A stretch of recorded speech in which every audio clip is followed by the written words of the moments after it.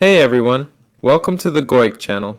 Today I'll show you how to fix the 1wall43 error. First, open search and type %, then update a %. Go to the folder, enter local, find Riot games, go in, then Riot client, data, and delete this file.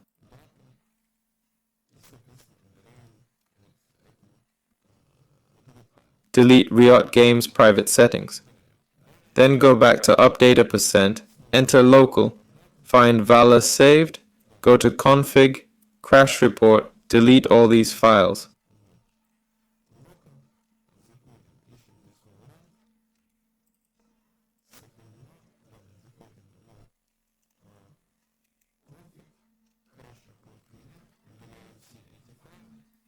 Return to VAL as saved folder and delete all logs files. Next, find services, look for VGC, right-click, properties, set to automatic, click apply and start.